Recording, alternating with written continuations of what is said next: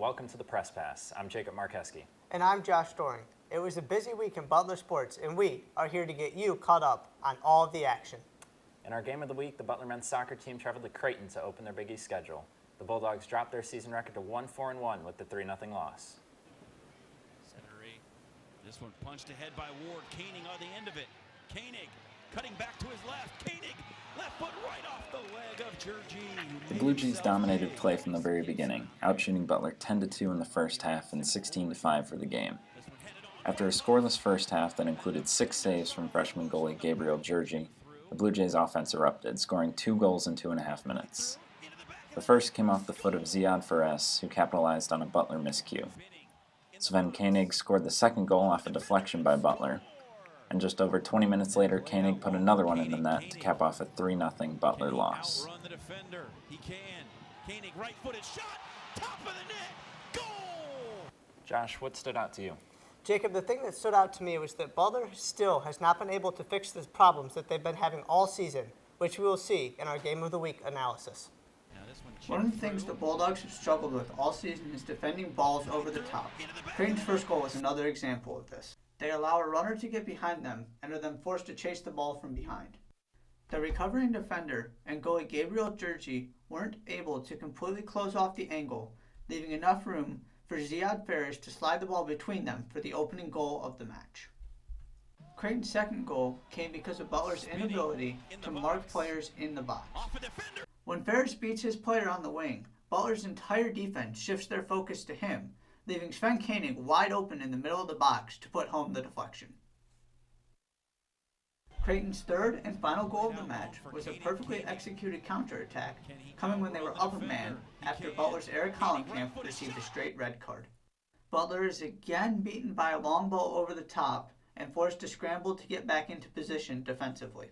Sven Koenig is able to hold off Butler's Joe Molden and fire a shot into the top left-hand corner for his second goal of the match. The men's soccer team will have this week to get back on track. They host Providence College at 7 p.m. on Saturday. Now it's time to catch up with our Press Pass reporter, Olivia Frajat, as she sits down with Butler football kicker Drew Bevelheimer in Driving with Dogs. This is a 44-yard attempt for the win. It is hooked. It is good. I'm here with Drew Bevelheimer, the kicker of the football team here at Butler, and I'm just going to ask him some questions, so let's get started right away. What made you want to be a kicker? My parents wouldn't let me play football in grade school, and so I played club soccer and my high school soccer and still club soccer, and so the only way I could play is if I kicked, so my parents would let me do that, and so I kicked. So If you could pick a different position, what would you pick then? Oh, I definitely would be a quarterback. Ever score a touchdown? What would be your touchdown dance? I would definitely go and try and dunk the ball in the uprights, and that's a 15-yard penalty, but I would do it anyway. And I actually had a chance kind of last year, but instead I have -4 rushing yards in my career now, so I got tackled. Do you have any pregame rituals, things you do? Yeah, so I always wear the same underwear and socks. It's a golfer's pair of underwear, it's a bunch of golfers on it, and then my socks have Winnebagos, the big Vans things. Yeah. And then I wear the same hat. I wear a Butler visor. I wear my Beats headphones. I eat the same exact thing every meal: 2 chicken breasts, a plate of spaghetti, and then green beans and salad. But it has to be 2 chicken breasts. It can't be 3. It can't be 1. It has to be 2. And then I listen to the same song before I go out every time, and it's really embarrassing. It's Work From Home by Fifth Harmony. So, not exactly a super pump-up song. It's really embarrassing. It's such a good song. I think it's perfect before a game. Everyone else is you're so weird. And Is she trying to appear on that part? yeah, she could have just blown in that spot. Also did not know we had South Campus.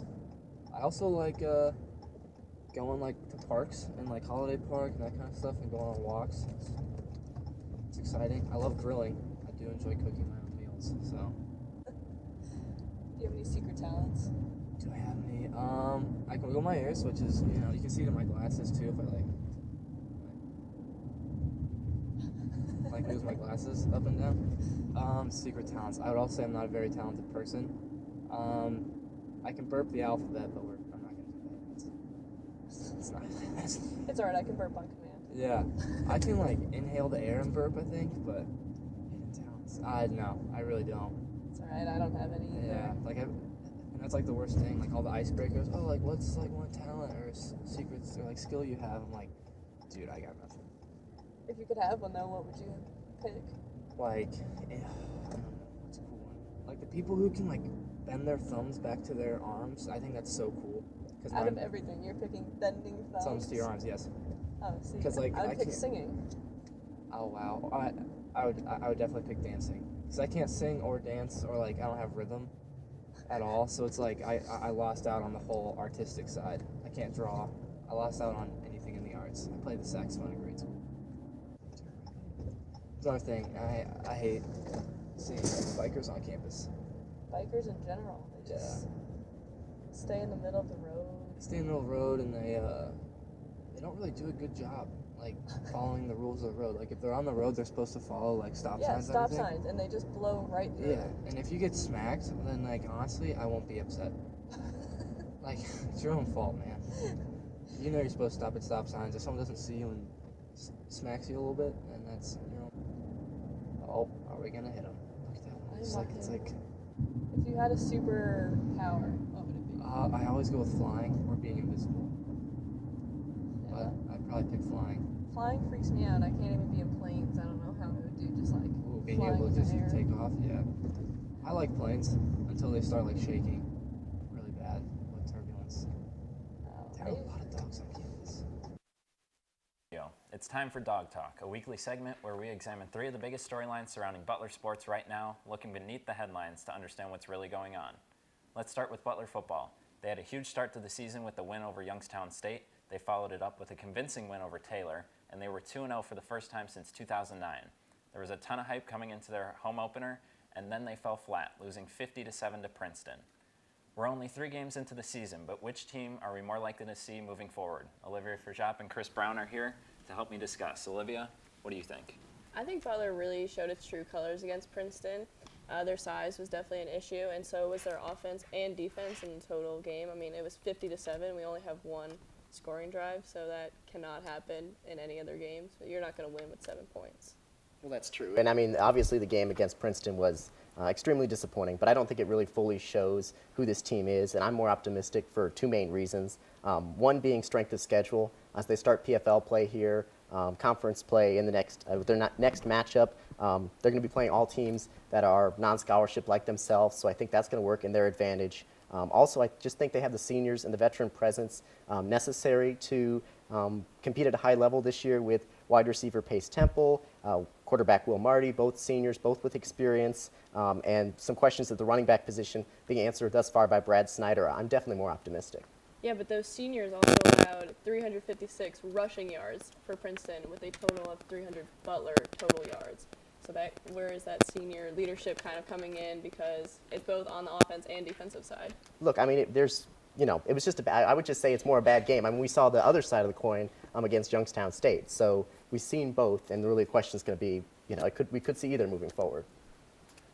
Let's now shift gears to a team that's not doing nearly as well. The Butler men's soccer team came into the season with high expectations. They were ranked 9th in the United Soccer Coaches poll heading into their first game.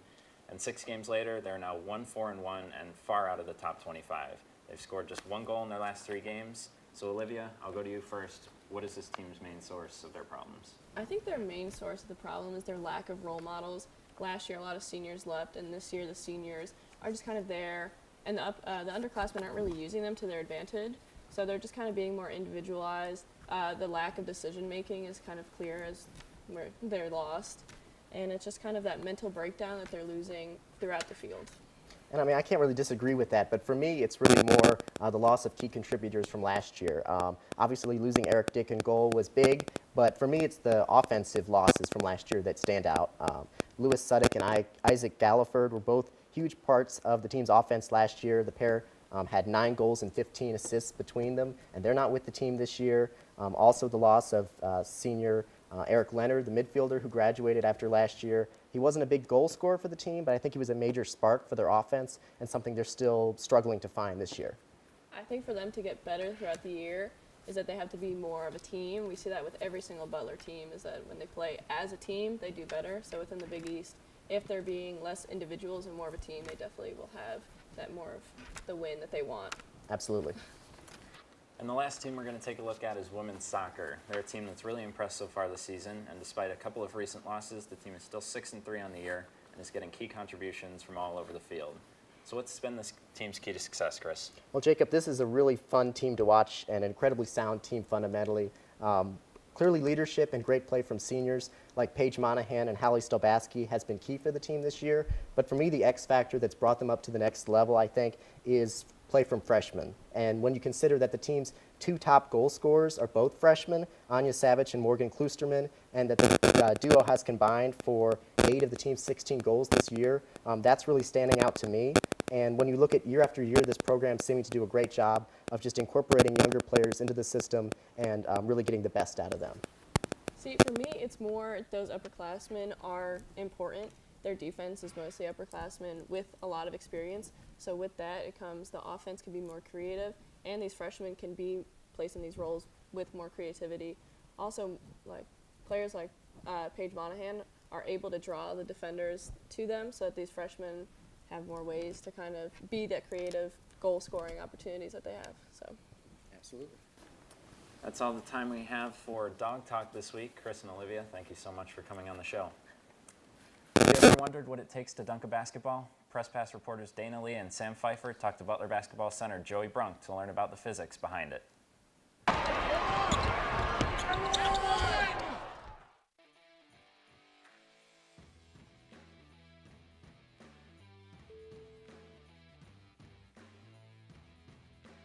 Growing up, my dad would always tell me, his college coach said, you're either man enough to dunk it or you aren't.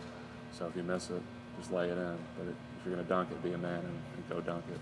You'd step left, right, lower your knees, get your power, and go up and then just put it in.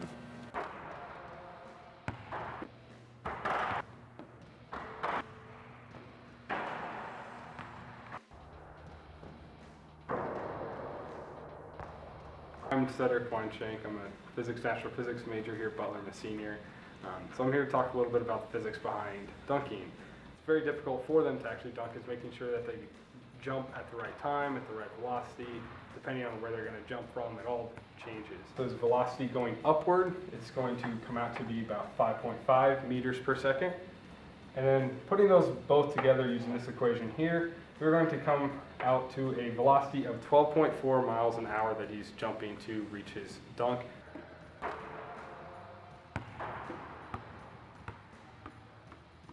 Just to put this into perspective, these powers, Joey could power a 60-watt light bulb for 10.4 hours, and Kamara could power that same light bulb for 13.1 hours. So just in that one little dunk, they could power a light bulb for a pretty long time.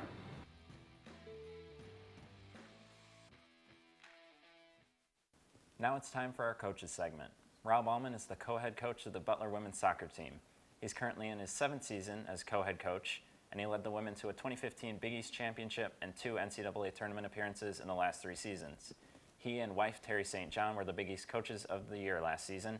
His team is 6-3 through non-conference play and begin Big East play at Marquette on Sunday. Drew Favica is with Coach Allman. Thanks, Jacob, and welcome to the show, Coach.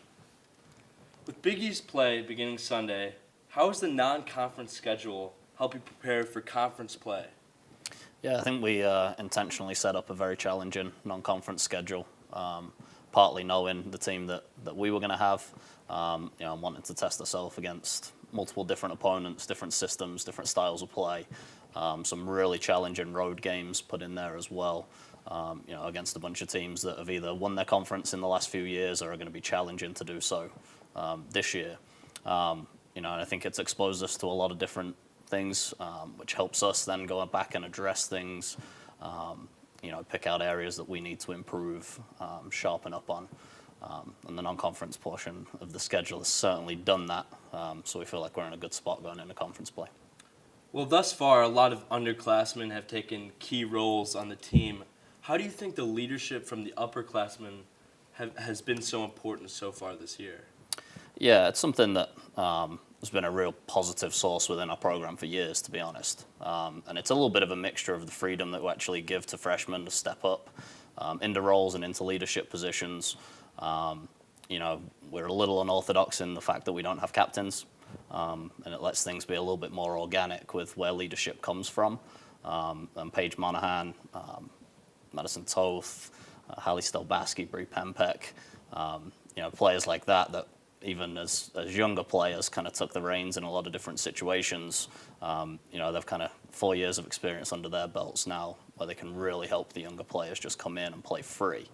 You know, I think that helps us a great deal, and we get leadership across all of the different classes, which has been really good to see so far. Players like Julia Leonard and Annika Schmidt that are fantastic communicators for us and are almost act as kind of coaches on the field for us to solve game situations. You know, they really kind of set the tone and lead the way, and the freshmen get to play free and then step up and lead whenever they can as well. What kind of expectations did you set for the team? Yeah, we obviously every year it's about us trying to win conference championships. That's a big piece of the puzzle for us. You know, I think really our focus, and it sounds a little bit cliche when we talk about it, but we're very much process driven. So we just come in day by day and just try and get better on that day with what we do. And never try and stray too far away from that, whether it's with highs or lows. Just try and take that middle ground, you know, stay nice and calm and relaxed and just try and get better on a daily basis. We feel like if we do that and we do that to the best of our ability, then you know, the other pieces in terms of going after championships takes care of itself a little bit. What role does Paige Monahan play off the field for the younger players? Yeah, I think she's a great source for people just to go to.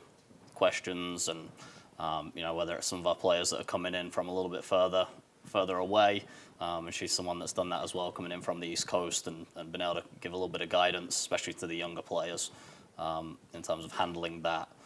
And she's just first class in everything that she does, to be honest. So you know, I think all of the players really respect her and know that they can go to her, ask her questions, pick her brain about anything that they want, and she's very honest with them and gives them a lot of good feedback. Well, you have an interesting goalkeeping situation with Hannah Ludke and Leonie Duga subbing for each other at half. How do you think the two complement each other's strengths, and what do they add to the team? Yeah, we're really lucky, to be honest. It was the same situation that we ran with last year. And even Stephanie Rodriguez, that kind of rounds out our goalkeeping group. You know, it's a really, really good group of goalkeepers. And Coach Rob Clardy that works with them on a daily basis does a fantastic job as well. So the entire squad just has a great deal of confidence in all of the keepers. Between Hannah and Leonie, they give us a little bit of difference in terms of their kicking game and the way that we play out from the back, utilizing them. You know, but they complement each other very, very well. They push each other incredibly hard in practice every day, where it's kind of that little friendly, competitive one-upmanship all the time in terms of pulling off saves. You know, and I think that only serves both of them ultimately to keep raising their game and be as good as they can be. How can the team continue success going into Big East play? Yeah, I think obviously coming off a couple of tough games on this last road trip. So this week is about us just kind of getting some of the bumps and bruises out of our system a little bit. We're a little bit beat up right now. But this is the first time for almost a month that we've had actually a week to prepare for a game with no midweek game.